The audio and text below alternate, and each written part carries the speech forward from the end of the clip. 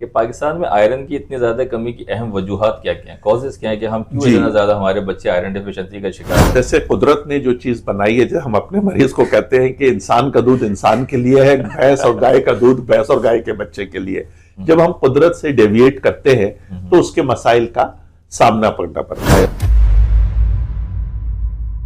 हमने देखा है कि आमतौर पे जो बच्चे आयरन की कमी का शिकार होते हैं उनकी अक्सर माएँ कंप्लेन करती हैं कि डॉक्टर साहब ये बच्चा रोते रोते सांस रोक लेता है, या बाज़ दफ़ा वो मट्टी खाना शुरू कर देता है, या चिड़चिड़ापन इसके अंदर बहुत ज़्यादा है, या बच्चा सर बहुत पटकता है। तो पहले तो हम माँ बाप को ये बता दें कि पहले 6 महीने तो बच्चे को माँ का दूध पिलाना है और माँ को अपनी ग़िज़ाइयत का बहुत ख्याल रखना है, जिसमें उसने तमाम अच्छी सेहतमंद ग़िज़ाएं इस्तेमाल करनी है। अच्छी और सेहतमंद ग़िज़ा का मतलब महंगी ग़िज़ा नहीं है। फर्ज करें सर, एक बच्चा है उसके अंदर सीवियर आयरन डेफिशिएंसी और कोई डॉक्टर रेकमेंड करता है उसको कि आयरन सिरप आप उसको लें जी, तो अमूमन चूंकि अब देखा हमारे पास ये जाता है कि डॉक्टर्स भी शायद उनके पास ओवरबर्डन होता है, वो इतना शायद इन्फॉर्म कर नहीं सकते, बता नहीं सकते कि आयरन के सिरप पिलाने के भी कुछ जरा लज़्मात होते हैं, कुछ उसकी रिक्वायरमेंट होती है। तो इसकी थोड़ी सी अगर गाइडेंस कर दें तो आवाम को जरा समझ में आ जाए कि आयरन को पिलाना कैसे चाहिए, आयरन सिरप। बच्चे जब थोड़े बड़े होते हैं तो आपने देखा होगा अब हमारे यहाँ एक जंक फूड का और एक प्रोसेस फूड का एक बहुत बड़ा इस्तेमाल हो चुका है शुरू, और ये जितने भी आपके फ्राई फूड्स जंक फूड्स हैं ये सारे आयरन के एब्जॉर्प्शन को मुतासिर करते हैं।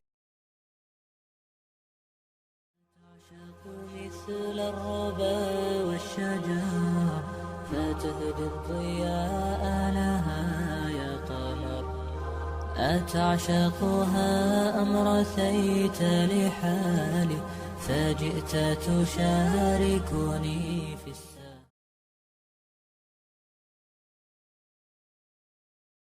अल्हम्दुलिल्लाहि रब्बिल आलमीन वस्सलातु वस्सलामु अला सय्यदिल अंबिया वल मुरसलीन अम्मा बाद फ़अऊज़ु बिल्लाहि मिनश शैतानिर रजीम बिस्मिल्लाहिर रहमानिर रहीम। मोहतरम नाज़रीन और सामीन, अपने YouTube channel caring for little ones में डॉक्टर अशरफ के प्रोग्राम सेहत और शरीयत में एक दफ़ा फिर आपको खुशामदीद कहते हैं।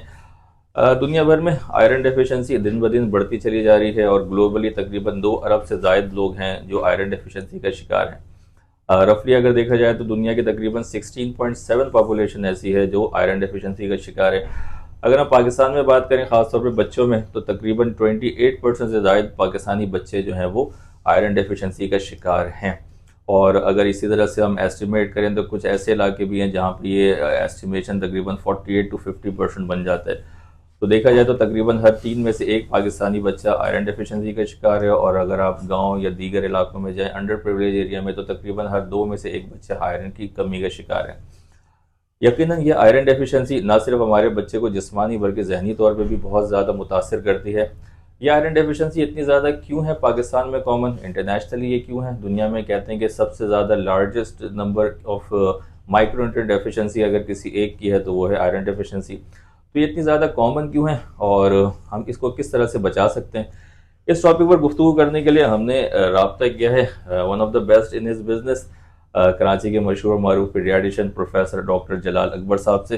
अस्सलाम वालेकुम सर। वालेकुम अस्सलाम। सर कैसे हैं सर, आप ठीक हैं? अल्लाह का बड़ा करम है। बहुत बहुत शुक्रिया सर आपके वक्त का, इतने मसरूफ शेड्यूल में भी आपने थोड़ा वक्त निकाला हमारे लिए, और ख़ासतौर पे हमारे जो ऑडियंस हैं, जो वालिदैन हैं, उनकी रहनुमाई के लिए आपने वक्त निकाला, इसके लिए बहुत बहुत शुक्रिया। बहुत शुक्रिया। अच्छा सर, सबसे पहले तो ये बताएं कि पाकिस्तान जैसे जो अंडर प्रिविलेज या थर्ड वर्ल्ड कंट्री है उसके अंदर आयरन डेफिशिएंसी कितना ज़्यादा बर्डनाइज हो गया है, हमारे पास इतने ज़्यादा केसेस हमारे पास क्यों रिपोर्ट हो रहे हैं आयरन डेफिशिएंसी के?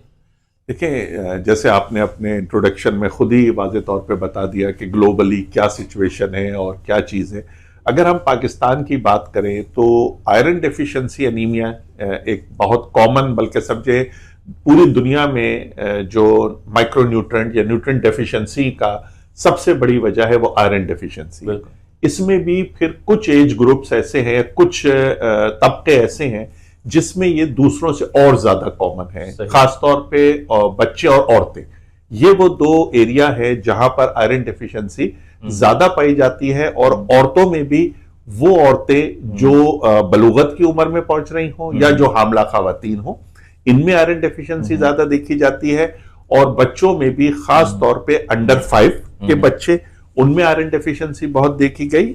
बल्कि अब तो तकरीबन आप जैसे आपने खुद कहा कि हर 3 में से एक शख्स या हम बच्चे की बात करें जी जी तो वो आयरन की कमी का शिकार है। इसके मल्टीपल फैक्टर्स हैं, मुख्तलिफ वजूहात हैं जिस पे हम एक बाय वन गुफ्तगू करेंगे। अच्छा, इसमें सर चलें, जिस तरह आपने अभी थोड़ी सी गुफ्तगू खोला है कि पाकिस्तान में आयरन की इतनी ज्यादा कमी की अहम वजूहात क्या क्या हैं, कॉजेज क्या है कि हम क्यों इतना ज्यादा हमारे बच्चे आयरन डेफिशिएंसी का शिकार है। और मैं प्रैक्टिकली आपको देखूं तो जो हमने अभी स्टैटिस्टिक्स पे बात की ना, आप तो खुद ही रोजाना क्लिनिक्स पे देखते हैं, मुझे लगता है ये अंडर एस्टिमेट है। मुझे लगता है इससे कहीं ज्यादा ओवर बर्डन है हमारे यहाँ। जिस तरह आप कह रहे हैं 3 में से 1 बच्चे, मुझे लगता है हर सेकंड बच्चा जो है, खासतौर पे आप कराची के अंदर आप देखें, शायद ही किसी बच्चे की आप सीबीसी का टेस्ट कराएं उसके हीमोग्लोबिन पूरा हो। बिल्कुल, आपकी बात बिल्कुल दुरुस्त है। जैसे आपने कहा कि क्या वजूहात हो सकती हैं। देखिए, अनफॉर्चुनेटली एक तो हमारा सिस्टम ऐसा है कि हमारे यहाँ कोई डेटा कलेक्शन नहीं है, तो कोई भी बात हम हतमी तौर पर तो नहीं कह सकते, लेकिन जो कुछ इंफॉर्मेशन अवेलेबल है उनसे हमने देखा कि एक तो हमारी यहाँ बच्चियां, हमारी जो खवातीन हैं वो न्यूट्रिशनली पुअर हैं, उनके अंदर शुरू से ही आयरन और कैल्शियम की कमी पाई जाती है। फिर यही बच्ची जब मां बनने के फेज में आती है तो इसकी प्रेगनेंसी जो है वो खुद कंप्रोमाइज तरीके से शुरू होती है इसके अपने लिए। यही जो वो बच्चा लेके अपने वूम में लेके चल रही है, अपने रहम में लेके जा रही है, वो बच्चा कम सप्लाई लेता है। और इसीलिए आपने देखा होगा हमारे यहाँ कबलज वक्त प्रीमेच्योर और लो बर्थ वेट बच्चों की पैदाइश बहुत कॉमन है। तो एक तो माया खुद आयरन डेफिशिएंट, फिर उसने 9 महीने एक बच्चे को न्यूट्रिशनली डेफिशिएंट पाला अपने पेट में, फिर वो बच्चा कबलज वक्त पैदा हो गया, उसमें वो आयरन के स्टोर्स हो ही नहीं सके। एक तो माँ में खुद ही कम थे, फिर बच्चा भी, तो ये सारे रिस्क फैक्टर अब जमा हो रहे हैं। अब वो जब बच्चा पैदा हो गया तो अनफॉर्चुनेटली हमारे यहाँ ब्रेस्ट फीडिंग का रुझान अभी उस लेवल पे नहीं पहुंचा जहां पहुंचना चाहिए। तो हमारे यहाँ मुख्तलिफ दूध पिलाए जाते हैं, जिसमें सबसे कॉमन दूध हमारे यहाँ काउ मिल्क होता है। और जैसे आप सब जानते हैं कि काउ मिल्क वो आयरन की जरूरियात पूरी नहीं करता जो कि एक बच्चे की ग्रोइंग रिक्वायरमेंट है। फिर जब 6 महीने तक बच्चा पहुंचता है तो वो ऑलरेडी इन रिस्क फैक्टर को लेके आ रहा होता है, जिससे उसकी बॉडी में आयरन के स्टोर, जिसे हम फेरेटिन कहते हैं, वो कम हो जाता है। फिर 6 महीने से जब वीनिंग शुरू की जाती है तो हमारे यहाँ वीनिंग पे, या जिसको हम इब्तिदाई ग़िज़ा कहते हैं, माओ को कुछ इस तरह गाइड नहीं किया जाता है कि कौन सी ग़िज़ाएं वो हैं जो बच्चे को इनिशियली आयरन प्रोवाइड करती हैं। हमारे यहाँ बहुत ज्यादा जोर मीठी चीजों पे दिया जाता है, आपने देखा होगा हमारी सोसाइटी में। तो ये सारे फैक्टर जब मिलते हैं तो वो बच्चा जैसे जैसे ग्रो करता है, एक तो वो मुसलसल काउ मिल्क इस्तेमाल कर रहा है, उसकी डाइट बैलेंस नहीं है, उसकी डाइट में वो अवामिल शामिल नहीं है जो उसको आयरन प्रोवाइड करते हैं।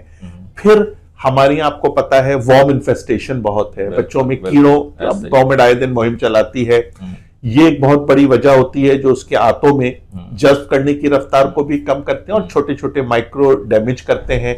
फिर हमारे यहाँ बहुत से बच्चों को मिल्क प्रोटीन्स एलर्जीज भी होती है। तो ये बहुत सारे फैक्टर जब मिलते हैं तो कैम्युलेट होके वो एक समझे एटम बम की तरह एक आयरन का एक डेफिशिएंसी का लोड फट पड़ता है। बिल्कुल ऐसे ही। सर गुफ्तगू में आपने बहुत सारे जो है ना टॉपिक इस पे छेड़ दिए, एक एक करके सर अगर डिटेल में हम अपनी ऑडियंस को जरा इससे अवेयर करें। गाय के दूध का मसला क्या है? हमारे तो इतने सारी पॉपुलेशन है जो गाय के दूध में कहते हैं भाई हमारे बच्चों ने भी पिया था, मतलब अमूमन जो दादी नानी वो कहते हैं हमारे बच्चे भी गाय का दूध पीकर बड़े हुए और माशाल्लाह इतने मोटे सेहतमंद हो गए।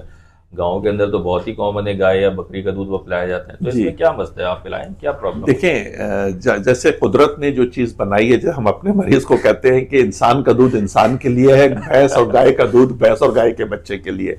जब हम कुदरत से डेविएट करते हैं तो उसके मसाइल का सामना करना पड़ता है। आपने बहुत अच्छा सवाल है आपका। तकरीबन 80-90% माएँ आके यही बात कहती हैं कि डॉक्टर साहब गाय का दूध पिला देते हैं, क्या नुकसान है? भैंस का दूध पिला देते हैं।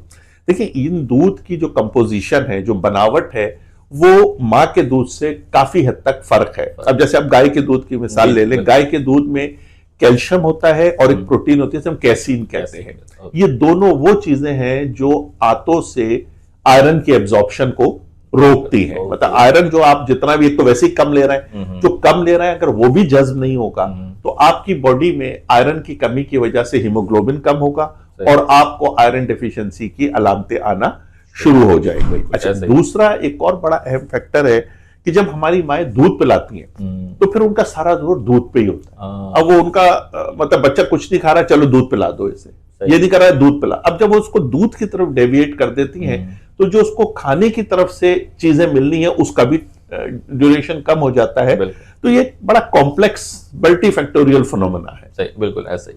अच्छा सर, जिस तरह आपने तस्करा किया कि तो भाई गाय के दूध में नेचुरली जो आयरन डेफिशिएंसी होती है, अच्छा एक तो मसला है कि गाय के दूध में खुद प्रॉब्लम है, फिर हमारी आवाम क्या करती है, उसको मजीद और डाइल्यूट करके पिला देती है, उसमें पानी मिला देते हैं। तो हम उनसे पूछते हैं कि भाई आप इसको कौन सा दूध पिलाते हैं, कह रहे हैं डॉक्टर साहब गाय का दूध पिलाते हैं, 2 हिस्सा पानी लेते हैं, 1 हिस्सा दूध लेते हैं और बच्चा माशाल्लाह चल रहा होता है। और जब हम देखते हैं तो वो इतना पेल होता है, इतना सीवियर एनीमिक बच्चा होता है।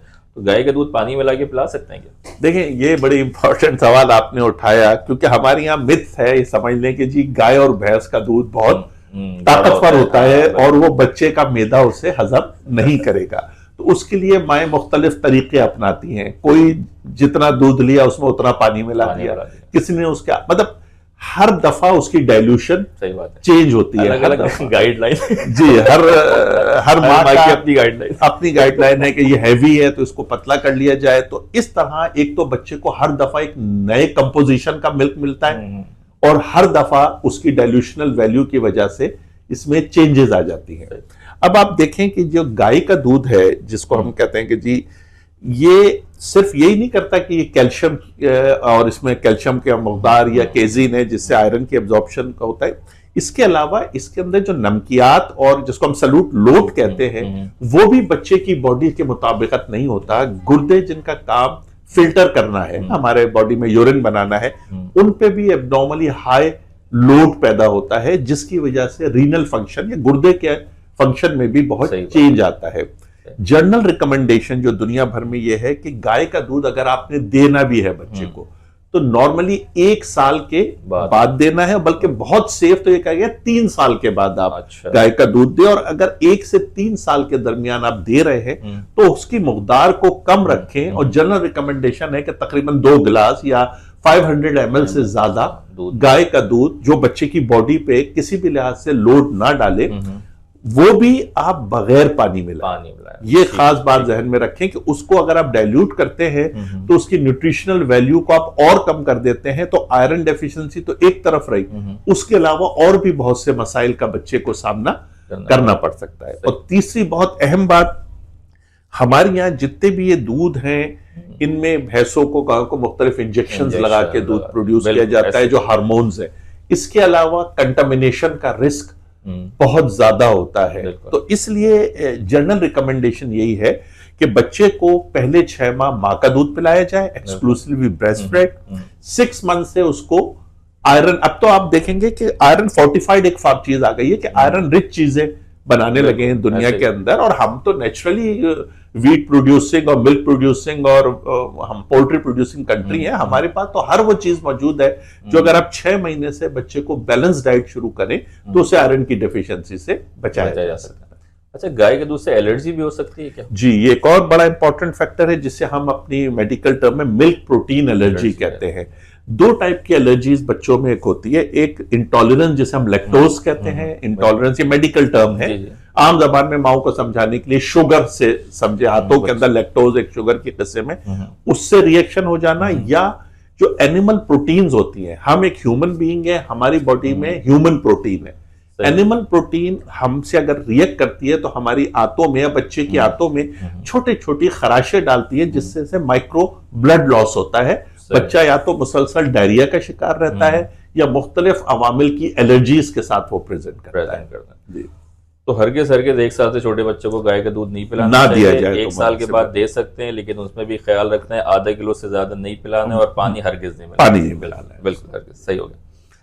चलें सर, आयरन डेफिशिएंसी को थोड़ा सा और आगे करते हैं कि आयरन की कमी क्या सिर्फ खून की कमी करवाती है, एनीमिया करवाती है, या इसके और भी मैनिफेस्टेशन हो सकते हैं? जी, ये बड़ा अहम सवाल है जो माँ बाप को समझना बहुत जरूरी है। देखिए आयरन करता क्या है, सवाल ये पैदा होता है कि आयरन का काम क्या है। आयरन जब हम लेते हैं तो हमारे खून में एक कंपोनेंट होता है जिसे हम हीमोग्लोबिन कहते हैं। बिल्कुल, आयरन हीम और ग्लोबिन का एक कॉम्बिनेशन है और आयरन का काम यह है कि जब वो हीमोग्लोबिन बनाता है तो खून हमारी बॉडी में हर न्यूट्रिएंट को लेकर ट्रेवल करता है जिसमें ऑक्सीजन एक बड़ा इंपॉर्टेंट एलिमेंट है। अब खून ने हर ऑर्गन पे जाना है, उसने ब्रेन पे जाना है, लिवर पे, लंग पे, किडनी पे, तमाम आज़ा पे जाना है, और वहां उसने ऑक्सीजन भी सप्लाई करनी है और जो ग़िज़ाएं हमने खाई है उसकी न्यूट्रिशन भी सप्लाई करनी है। तो अगर आयरन कम होगा तो हीमोग्लोबिन कम बनेगी, हीमोग्लोबिन कम बनेगी तो हमारा ट्रांसपोर्ट फैक्टर ऑक्सीजन के लिए भी मुतासिर होगा और ग़िज़ाई चीजों के लिए। तो बच्चे पे आयरन डेफिशिएंसी की जो पिक्चर है वो दो तरह आती है। एक जो आपको पेल बच्चा नजर आ रहा है, जिसको आप चेक करते हो, कहते हैं बच्चा खून की कमी का शिकार है।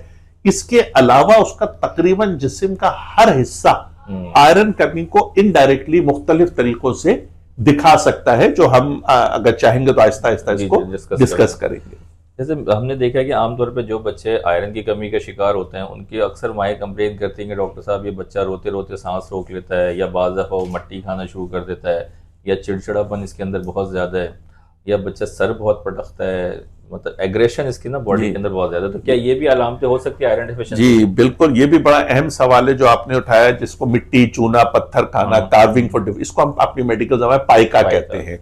ये भी एक आयरन डेफिशिएंसी का साइन है, जिससे लगता है कि बच्चा जब इन चीजों की तरफ, क्योंकि इंसानी जिस्म का एक नेचुरल प्रोटेक्टिव मैकेनिज्म है, जब उसमें कोई चीज कमी होती है तो वो कोशिश करता है कि मुख्तलिफ जराए से उसे पूरा करे। तो इन चीजों का खाना, जिसे हम पाइका कहते हैं, ये भी एक आयरन डेफिशिएंसी का साइन है।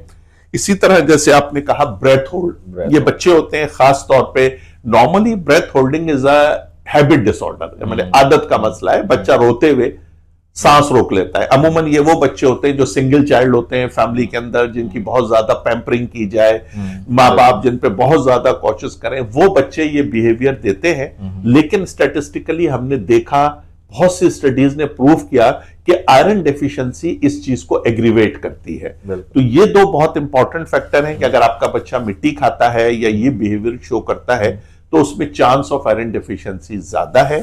अब आए एक और बड़ा इंपॉर्टेंट जो आपने सवाल उठाया, चिड़चिड़ा होना बच्चे का। अभी जैसे मैंने आपको कहा था कि आयरन का मेन काम यह है कि वो बॉडी में ऑक्सीजन और दूसरी चीजें सप्लाई करता है। तो आप देखेंगे हमारे यहाँ स्कूलों में बच्चों की स्कूल परफॉर्मेंस कम हो जाती है, बिहेवियरल चेंजेस आ जाती हैं, वो चिड़चिड़े हो जाते हैं, एक दूसरे को मारना शुरू कर देते हैं, बाज बच्चे सुस्त हो जाते हैं, बाज बच्चों के मिजाज में तब्दीलियां आ रही होती हैं। ये सब भी आयरन के अलावा भी बहुत से फैक्टर हैं, लेकिन आयरन डेफिशिएंसी इटसेल्फ भी एक फैक्टर है जो बच्चे की मेंटल एक्टिविटी को स्लो करती है और उसमें तब्दीलियां लाती है। तो बहुत से फैक्टर्स के साथ हमें यह देखना होगा कि अगर बच्चा एक नॉर्मल बिहेवियर से हट के बिहेवियर शो कर रहा है तो कहीं वो आयरन डेफिशिएंसी का शिकार ना हो। सही, बिल्कुल सही, जबरदस्त हो गया। अच्छा, जिस तरह आपने बताया कि भाई आयरन डेफिशिएंसी के अंदर जो ये अलामतें हो सकती हैं, भाई बच्चे में चिड़चिड़ापन है, गुस्सा ज़्यादा करना है, बाज़ दफ़ा सांस रोक लगती है, तो ये सारी एक किस्म की उसके अंदर अलामतें आती हैं। तो अब अगर कोई टेस्ट करवाना चाहे आयरन डेफिशिएंसी के हवाले से, कोई डॉक्टर हैं या जो भी, तो उनके लिए क्या क्या टेस्ट इंपॉर्टेंट होते हैं जिसको करवा के वो पहुंच सकते हैं कि हाँ भाई इसके अंदर आयरन डेफिशिएंसी है ट्रूली? एक तो आपने क्लिनिकल सिम्टम्स बता दिए, लेबोरेटरिकली आप किस तरह से इसको डायग्नोज कर सकते हैं? देखिए, आयरन डेफिशिएंसी को डायग्नोज करने के लिए सबसे जो बेसिक टेस्ट है, क्योंकि आप हमेशा बेसिक से शुरू होते हैं, तो वो तो एक ब्लड सीबीसी है, ब्लड पिक्चर जैसे आप कहते हैं, एक ब्लड पिक्चर और एक पेरिफेरल स्मीयर। इसमें सबसे पहले तो आप हीमोग्लोबिन को देख लेते हैं। इसके अलावा जो लोग मेडिकल की फील्ड से वाबस्ता है उन्हें पता है कि जो हम जिसको सेल कहते हैं आरबीसी, इसके मुख्तलिफ डायमेंशंस होते हैं, जैसे हम एमसीवी, एमसीएच, एमसीएचसी कहते हैं। ये कुछ मेडिकल टर्म में पैरामीटर हैं। अमूमन आयरन डेफिशिएंसी में हीमोग्लोबिन भी कम होता है और ये तीनों पैरामीटर्स भी अमूमन कम होते हैं। तो ये पहला इंडिकेटर होता है कि बच्चे को आयरन डेफिशिएंसी हो सकती है। अब इसके बाद कुछ और टेस्ट अगर आप देखना चाहते हैं तो उसमें दो कॉमन टेस्ट है, एक तो सीरम आयरन और सीरम फेरेटिन। आयरन सीरम जो होता है, सीरम आयरन, वो फ्री आयरन आपका बताता है कि आपकी बॉडी में आयरन का लोड क्या है, और फेरेटिन आपको बताता है कि आपकी बॉडी में आयरन के स्टोर्स की क्या कैफियत है, क्योंकि बॉडी में कुछ हमारे आज़ा है, लिवर है, दूसरे आज़ा जो आयरन को स्टोर करते हैं और बवक्त जरूरत वो रिलीज करते हैं। तो अगर आप बेसिक टेस्ट कराना चाहते हैं तो उसमें एक सीबीसी, जिसमें आपको एब्सोल्यूट वैल्यूज पता चल जाएंगी, सीरम फेरेटिन, आयरन, टीआईबीसी, ये तो हम एक स्टैंडर्ड टेस्ट कराते हैं। यहां पर मैं एक चीज ऐड कर दूं, अमूमन हमारे यहाँ लेबोरेटरी में जब रिपोर्ट आती है तो जब वो ये पिक्चर लिखा होता है तो नीचे एक जुमला और लिखा हुआ होता है माइनर थैलीसीमिया। हाँ बिल्कुल सर, ये होता है पॉसिबिलिटी ऑफ माइनर थैलीसीमिया। हमारे जो पढ़े लिखे पेशेंट है ना वो परेशान हो जाते हैं, वो तो स्ट्रेस में आते हैं इस चक्कर में कि डॉक्टर साहब ये देखिए इसको तो इन्होंने लिखा है थैलीसीमिया है। तो फिर हमें एज ए प्रोफेशनल डॉक्टर हमें पता होता है कि थैलीसीमिया खून की मौलिक बीमारी है, उसमें और आयरन डेफिशिएंसी में काफी हद तक मुमासलत है, उसके कुछ बेसिक चेंजेस होते हैं जो मेरे मेडिकल फील्ड से वाबस्ता लोग हैं उन्हें तो पता है इस मामले में, लेकिन आम आदमी के इंफॉर्मेशन के लिए मैं ये बता दूं कि जो नीचे लिखा होता है इसका मतलब ये नहीं है कि बच्चे को थैलीसीमिया है। अगर पॉसिबिलिटी भी होती है तो वो माइनर फॉर्म की होती है, उसके लिए आपका डॉक्टर कुछ बेसिक टेस्ट है, सबसे सिंपल इलेक्ट्रोफोरेसिस है, वो करा के इसको डिफरेंशिएट कर लेता है। लेकिन ये इस मौजूद बताना इसलिए जरूरी था कि लोग इस मामले में जरा से परेशान हो जाते हैं। आजकल तो नेट का दौर है ना, लोग पहले से पढ़कर ही आते हैं सारी चीजें, यार डॉक्टर साहब देखें थैलीसीमिया का आपने टेस्ट नहीं कराया, चलिए अच्छी बात है सर। अच्छा सर, हम कोशिश तो ये करते हैं कि हम दवाइयों पे कम से कम जाए, ठीक है, बीइंग अ डॉक्टर भी हमारी ख्वाहिश होती है यार कम से कम दवाएं दें, क्योंकि बच्चों के अंदर दवा देना अपने आप में मुश्किल है, दवा पीते नहीं, उल्टी कर देते हैं, अपने मसाइल हो रहे हैं। तो आप अगर हमारे ऑडियंस को ये बता सके कौन कौन सी ऐसी ग़िज़ाएं होती हैं कि जो आयरन रिच होती हैं, जिसको अगर हम अपने बच्चों को दें तो हम मोस्ट लाइकली उनको आयरन डेफिशिएंसी से बचा सकते हैं? देखिए जनरली स्पीकिंग हमारे यहाँ एक बड़ा कंसेप्ट है कि जी सेब खिलाओ सेब आयरन से भरा हुआ, ये बहुत कॉमन है। One apple a day. जी। तो पहले तो हम माँ बाप को ये बता दें कि पहले 6 महीने तो बच्चे को माँ का दूध पिलाना है और माँ को अपनी ग़िज़ाइयत का बहुत ख्याल रखना है, जिसमें उसने तमाम अच्छी सेहतमंद ग़िज़ाएं इस्तेमाल करनी है। अच्छी और सेहतमंद ग़िज़ा का मतलब महंगी ग़िज़ा नहीं होती। हमारे यहाँ लोग समझते हैं कि जी कोई बड़े महंगी चीजें दूध पिलाएंगे हम, आप दालें खाते हैं, सब्जियां खाते हैं, रोटी खाते हैं, बीफ ले लेते हैं, ये सब बहुत हेल्दी चीजें हैं जिससे आपकी बॉडी को मिलती है। जहां तक आयरन का ताल्लुक है, जितने आपके पोल्ट्री प्रोडक्ट्स हैं ये आयरन रिच है, रेड मीट आपका आयरन रिच है, आपकी वेजिटेबल्स आयरन रिच है, आपकी बीन्स हैं, पल्सेस हैं, ये वो सब चीजें हैं जो आयरन अच्छी मकदार में अपने अंदर रखती हैं। तो आप अगर अपनी ग़िज़ा को बैलेंस रखेंगे, बैलेंस से मुराद है आपकी ग़िज़ा में कार्बोहाइड्रेट, प्रोटीन, फैट और मिनरल्स, ये चारों कंपोनेंट जो कि हमारी आम ग़िज़ाओं में पाए जाते हैं। इसके लिए कोई आपको बहुत महंगी ग़िज़ाएं खरीदने की जरूरत नहीं है। हमारे यहाँ सब्जियां, दालें, फ्रूट, ये जो नॉर्मल अंडे, अपने गोश्त, ये सब में ये चीजें नॉर्मली मौजूद होती हैं। लेकिन जो चीज आयरन को मुतासिर करती है वो है आयरन को कभी भी आप कैल्शियम के साथ ना दें। क्योंकि उसका अगला सवाल है, मैं इसमें आपसे पूछ लूं, ये तो आपने ग़िज़ा की बात कर दी कि भाई आपको अलग से स्पेसिफिक कोई डाइट लेने की जरूरत नहीं, जो आप ग़िज़ा खा रहे हैं वो हमारी नॉर्मली आयरन रिच होती है। अब अगर फर्ज करें सर एक बच्चा है उसके अंदर सीवियर आयरन डेफिशिएंसी और कोई डॉक्टर रेकमेंड करता है उसको कि आयरन सिरप आप उसको लें जी, तो अमूमन चूंकि अब देखा हमारे पास ये जाता है कि डॉक्टर्स भी शायद उनके पास ओवर बर्डन होता है, वो इतना शायद इन्फॉर्म कर नहीं सकते, बता नहीं सकते कि आयरन के सिरप पिलाने के भी कुछ जरा लज़्मात होते हैं, कुछ उसकी रिक्वायरमेंट होती है। तो इसकी थोड़ी सी अगर गाइडेंस कर दें तो आवाम को जरा समझ में आ जाए कि आयरन को पिलाना कैसे चाहिए, आयरन सिरप को। अच्छा देखिए, आयरन भी मुख्तलिफ फॉर्म में मार्केट में अवेलेबल है। मेडिकल में हम आयरन को फेरस कहते हैं। बहुत से कॉमन फॉर्म जैसे फेरस सल्फेट है, फेरस ग्लूकोरेट है, फेरस फ्यूमिरेट है, फेरस पॉलीमाल्टोज आ गया है, ये मुख्तलिफ फॉर्म ऑफ आयरन है। आयरन आप जब भी दे तो आपको 2-3 बातों का ख्याल रखना और माँ बाप को बताना है। एक, आयरन स्टूल को कलर दे देता है ब्लैक। माँ बाप को अगर आप पहले नहीं बताएंगे तो वो परेशान हो जाएंगे कि मेरे बच्चे का तो पॉटी ब्लैक होना शुरू हो गया, कहीं खून ना आने लगा हो। दूसरा, आयरन दांतों को स्टेन देता है, उनके दांत हल्के से आपको ब्लैकिश ब्राउनिश होते हैं, ये भी टेम्परेरी स्टेन है। जब आप आयरन रोकेंगे कुछ अरसे बाद ये स्टेन गायब हो जाएगा, ये परमानेंट नहीं है। तो ये भी माँ बाप को बताना बहुत जरूरी है। तीसरा, जब आप आयरन देते हैं तो आयरन देने का भी तरीका है, उसकी एक मकदार है। ऐसा नहीं हो सकता कि आप अपनी मर्जी से आयरन पिला रहे हो। नॉर्मली 3 से 6 मिलीग्राम पर किलोग्राम आप आयरन देते हैं और मिनिमम 2-3 मिलीग्राम पर किलोग्राम भी आप आयरन दे सकते हैं। जनरली आयरन को देने के लिए जो आयरन को एब्जॉर्ब अच्छा करता है वो फ्रूट जूसेस है, खासतौर पे विटामिन सी, ये हेल्प इन आयरन एब्जॉर्प्शन। तो अगर आप आयरन को जूसेस के साथ देते हैं तो आप आयरन की एब्जॉर्प्शन बढ़ाते हैं। इसी तरह आयरन को आप कैल्शियम के साथ ना दें, मिल्क के साथ ना दें, इन बिटवीन मील ना दें, क्योंकि इससे आयरन की एब्जॉर्प्शन मुतासिर होती है। अगर बच्चों को कीड़े हैं पेट में, जो कि आजकल बहुत कॉमन है, कुछ कीड़े ऐसे भी हैं जो आयरन डेफिशिएंसी करते हैं, तो आपको बच्चे को डीवॉर्म करना भी बहुत जरूरी है, क्योंकि जो आयरन लॉस है, जब तक आप उसे रोकेंगे नहीं, आप आयरन कितना भी सप्लाई करते रहे, वो उसको मेंटेन नहीं कर पाएगा। अच्छा, एक सर ऐसा सीन होता है, अब ये मेडिकल जो हमारे स्टूडेंट देख रहे होंगे और जो टेक्नीशियंस वगैरह, बाज़ दफ़ा ना चूंकि आयरन का थोड़ा सा टेस्ट बिटर होता है, बच्चे लेते नहीं, उसको स्पिट आउट कर देते हैं जी, या लेते तो है, लेकिन अक्सर 2-3 मेरे भी ऐसे पेशेंट हैं जिनको आपने हर किस्म की आयरन पिला के देख लिया, लेकिन वो आयरन डेफिशिएंसी उनकी पूरी होती नहीं जी। तो ऐसी सूरत में क्या IV आयरन का इस्तेमाल हम बच्चों के अंदर कर सकते हैं? देखिए, इसमें दो फैक्टर है। एक, जैसे आपने कहा कि अगर आपने आयरन प्रॉपर तरीके से दी है और वो स्टिल आयरन डेफिशिएंसी नहीं हो रही, तो उसका मतलब है कि आपको दूसरे कॉजेस को फिर देखना बहुत जरूरी है, क्योंकि लॉजिक ये कहती है कि अगर आयरन डेफिशिएंसी और आपने आयरन प्रॉपर तरीके से दी तो सब कंट्रोल हो जाना है। अगर नहीं आ रही तो ये एक बड़ा कॉज है, जिसमें आपको थैलेसीमिया, जो हमने पहले बात की थी, उसके लिए आपको कुछ टेस्ट कराने पड़ते हैं। जहां तक इंजेक्टेबल आयरन की बात की, काफी फॉर्मुलरी अवेलेबल है मार्केट में जहां इंजेक्टेबल आयरन दी जाती है।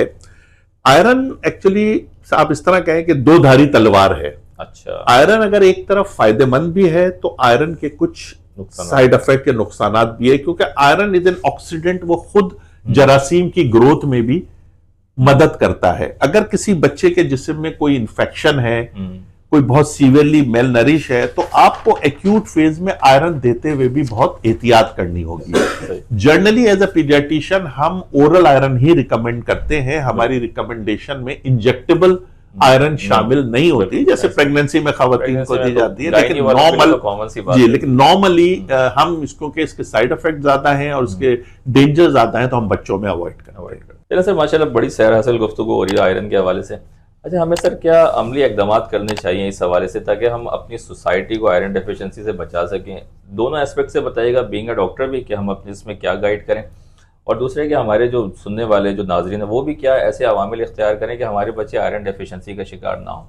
देखें, एज ए नेशन, जैसे आपने बात की, किसी भी कौम की सेहत का दारोमदार उसकी माँ की सेहत के पे होता है, तो ये प्रोसेस आयरन डेफिशिएंसी का वहीं से शुरू होता है। हमें अपनी बच्चियों को, खासतौर पे जो हमारी बलूगत की एज की बच्चियां हैं, उनकी ग़िज़ा का बहुत ख्याल रखना है। हमारी प्रेग्नेंट लेडीज हैं, उनकी ग़िज़ा का बहुत ख्याल रखना है, क्योंकि यही हमारी फ्यूचर की माएँ हैं। ये अपने वूम में बच्चे को लेके आएंगी, ये सेहतमंद होंगी, आयरन इनमें प्रॉपर होगा, तो इनका आने वाला बच्चा भी प्रॉपर आयरन लेके इस दुनिया में पैदा होगा। फिर हमारे यहाँ जो pre term low birth weight का इंसिडेंट बहुत ज्यादा है, इसको हमें कंट्रोल करना है। एंटीनेटल केयर अच्छा करने के बाद बच्चा जब दुनिया में आ गया, तो एक्सक्लूसिव ब्रेस्ट फीड बहुत इंपॉर्टेंट है। जैसे हमने बहुत दफा डिस्कस किया, गाय का दूध, ऊपर के दूध का बच्चों में इस्तेमाल मुनासिब नहीं है। 6 महीने की उम्र से बच्चे को अच्छी हेल्दी डाइट की तरफ लाएं, जिसके अंदर उससे आपने तमाम फूड ग्रुप्स देने हैं। कोई बहुत महंगी ग़िज़ाओं की जरूरत नहीं है। रूटीन में जो हमारी यहाँ ग़िज़ाएं पकती हैं, सब में आयरन मौजूद होता है, सब में कैल्शियम भी होता है, मुख्तलिफ माइक्रोन्यूट्रिएंट होते हैं। बच्चे को हेल्दी ग़िज़ा पे लाएं। बच्चे जब थोड़े बड़े होते हैं, तो आपने देखा होगा अब हमारे यहाँ एक जंक फूड का और एक प्रोसेस्ड फूड का एक बहुत बड़ा इस्तेमाल हो चुका है। और ये जितने भी आपके फ्राई फूड्स, जंक फूड्स हैं, ये सारे आयरन के एब्जॉर्प्शन को मुतासिर करते हैं। तो बच्चे को इससे आपने डेविएट करना है, उसको हेल्दी प्रोसेस की फूड की तरफ लाना है। जॉइंट फैमिली मील का कंसेप्ट अपनाना है, जिसमें सब साथ बैठ के खाते हैं, जिसमें बच्चे की ज़हनी तरबियत भी होती है और माशरती तरबियत भी होती है। बच्चों को मुख्तलिफ इलेक्ट्रॉनिक गैजेट से आपने थोड़ा सा दूर रखना है। आपने देखा होगा, बल्कि मैं भी देखता हूं राउंड पे, हर बच्चा खाने से पहले उसके आगे एक मोबाइल रखा होता है। हर बच्चा जो होता है, वो चाहे वो 2 महीने का बच्चा हो, चाहे वो मतलब उसके आगे एक मोबाइल रखा है, बच्चा मोबाइल देख रहा है खा। ये बहुत गलत कंसेप्ट है। खासतौर पर ये सिर्फ बच्चे की ग़िज़ा ही नहीं, उसके माइंड और आइस को भी मुतासिर कर रहा है। तो बच्चों को इलेक्ट्रॉनिक गैजेट का इस्तेमाल बड़ा लिमिटेड होना चाहिए। हेल्दी एक्टिविटीज, इंडोर एक्टिविटीज को कम करके थोड़ा आउटडोर बच्चे के साथ, बच्चे के जिस्म को सूरज की रोशनी लगे, धूप लगे उसकी हड्डियों को, बच्चे की मूवमेंट हो, फिजिकल एक्टिविटी हो, ये बहुत इंपॉर्टेंट है बच्चे की और एक जर्नल माशरे के लिए। इसी तरह हमारे जो माँ बाप हैं, जो है, इनको भी अपनी डाइट को इसी तरह एडजस्ट करना है। स्मोकिंग हमारे यहाँ बहुत कॉमन हो गई है, बहुत मेजर फैक्टर है, इसको हमें कम करना है। डायबिटीज, प्रोसेस शुगर के इस्तेमाल की वजह से ये बहुत हाई लेवल पर है, इसे हमें कंट्रोल करना है। हाइपरटेंशन बहुत कॉमन है। तो ये आयरन डेफिशिएंसी एक बहुत बहुत वसी चीज है जो कि कंबाइन दूसरी चीजों से सप्लीमेंट लेती है, वो दूसरी चीजों से फायदा उठाती है। तो अगर हमें माशरे को बेहतर करना है आयरन डेफिशिएंसी के एंगल से, तो हमें अपने हर लाइफस्टाइल को मॉडिफाई करना होगा। सही। लेकिन बात है कि सर, मैं सच्ची बताऊं, ये सारी बातें हमें पता तो होती है लेकिन इम्प्लीमेंट नहीं करते हैं। हमें सबको पता है कि भाई बच्चों को मोबाइल नहीं दिखाना है, जंक फूड नहीं खिलाना है, लेकिन वही खिलाते हैं। जब बाप खुद जो है वो 24 घंटे मोबाइल चलाएगा तो उसके सामने उसका बच्चा यही देख रहा होगा ना। बच्चे तो सीसीटीवी कैमरा होते हैं ना, वो तो देखते हैं मेरे वालिदैन क्या बिहेवियर क्या है भाई, मेरी वालदा खुद ही रील्स देख रही है मजे से और वालिद खुद ही मोबाइल में लगे, तो भाई मुझे क्या प्रॉब्लम है, मैं भी तो। वालिदैन के लिए भी आसानी हो जाती है यार, चलो बच्चे से जान तो छूटी, खामखा हमारा दिमाग करेगा। इवन स्कूलों में अब ये कंसेप्ट बढ़ गया है कि किताबें कम हो गई हैं, ऑनलाइन ज्यादा हो गया, जिससे बच्चों का थॉट प्रोसेस मुतासर हो गया है।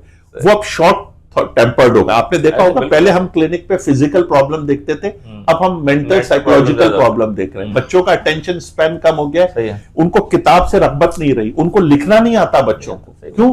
क्योंकि उनको आपने गैजेट्स पे डाल दिया। ये उम्र उनकी नहीं है। और मैं आपको बड़ी इंपॉर्टेंट बताऊं, दुनिया की बहुत सी कंट्रीज यूरोप में इससे रिवर्ट करके वापस आ रही हैं। उन्होंने मैंडेटरी कर दिया है कि स्कूलों के अंदर किताब, कापी और पेंसिल का इस्तेमाल हो, क्योंकि उन्होंने देखा कि इस गैजेट्स के इस्तेमाल से बच्चों में बहुत ज्यादा मेंटल चेंजेस आ रही हैं। तो इसलिए इट्स वेरी इंपॉर्टेंट हमारे तालीमी लेवल के ऊपर भी कि हम सिर्फ तकलीद ना करें मगरिब की कि जो हो रहा है बस वो सही हो रहा है। हम अपने हिसाब से देखें। हमारी, आपको याद है एक जमाने में तख्ती लिखा करते थे तो लोगों की किस कदर खूबसूरत राइटिंग होती थी। अब राइटिंग का, लिखने का कंसेप्ट खत्म हो गया, लाइब्रेरीज खत्म हो गई हमारी यहाँ। तो ये टाइपिंग भी खत्म हो गई सर। अब वॉइस चैट आती है, बस वो बोल के बस कर लेते हैं। और इस चक्कर में आप देखेंगे ना, तो जो अक्सर आपके पास भी प्रिस्क्रिप्शन वगैरह आती होंगी या कोई इस तरह लेटर, इतनी उसमें स्पेलिंग मिस्टेक होती है कि उनकी आदत ही नहीं कि वो लिखें। सर डॉक्टरों ने ये करना शुरू कर दिया कि स्टैंपें बना ली है कि सुबह दोपहर शाम की स्टैंप। लेकिन डॉक्टर, हम जब तक अपने हाथ से ना लिखें हमें समझ नहीं आता। लेकिन हमने डॉक्टर्स को देखा, हमारे यंग डॉक्टर, उन्होंने पर्चे छपवा लिए। तो दिस इज रॉन्ग। मतलब हमें अपनी बेसिक्स को सही करना होगा। सर लास्ट में अगर आप पेरेंट्स को, हमारे नाज़रीन को कोई पैगाम देना चाहिए यार, हम किस तरह से अपने बच्चों को आयरन की कमी से महफूज रखें? वैसे समराइज कर दें, बहुत सारे गुफ्तगू आपने इससे पहले कर ली, मुख्तसर अगर 3-4 पॉइंट। सबसे पहले तो देखिए, मैं हमेशा अपनी किसी भी गुफ्तगू में 2 बातें अपने माँ बाप से जरूर करता हूँ। एक, कुछ हुकूक हैं वालिदैन के अपने बच्चों पे, और इसी तरह कुछ हुकूक बच्चों के अपने वालिदैन पर है। माँ बाप को जो अपना हक अदा करना है उसमें 2-3 माँ के लिए बेसिक हक है। Breast feeding, breast feeding, breast feeding. माँ का दूध बच्चे की जिंदगी के लिए है। बच्चों को हिफाजती टीके हर हाल में पूरे लगवाएं। पोलियो की टीमें जब आपके पास आए, अपने बच्चों को पोलियो के ड्रॉप्स भी पिलाएं।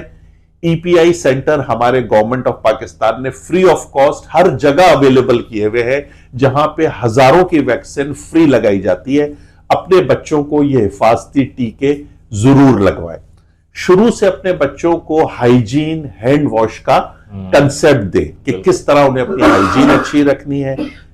इसी तरह बच्चों को आप सिखाएं, तरबियत दें कि सोशलाइजेशन कैसे की जाती है, एक अच्छा इंसान कैसे बना जाता है। अनफॉर्चुनेटली हम अपने माशरे में देख रहे हैं कि एग्रेशन, फ्रस्ट्रेशन ये बहुत बढ़ गई है। बिल्कुल ऐसे। तो आयरन डेफिशिएंसी इन चीजों को जरूर बढ़ाता है। उसे कंट्रोल करने के लिए भी जैसे हमने बातें की कि हमें अपनी माओं की सेहत का ख्याल रखना है, हमें अपने बच्चों को बैलेंस ग़िज़ा देनी है, काउ मिल्क से हमें थोड़ा सा डेविएट करना है और एक हेल्दी लाइफस्टाइल अपनाना है।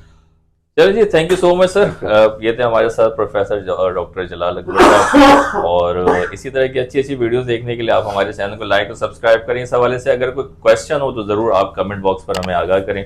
हमारी इस वीडियो को आगे ज़्यादा से ज़्यादा शेयर करें ताकि लोग इससे फ़ायदा हासिल करें।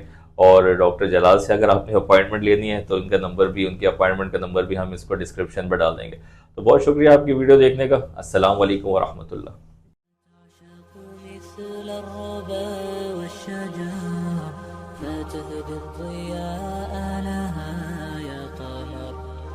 أتعشقها أم رثيت لحالي فجئت تشاركني في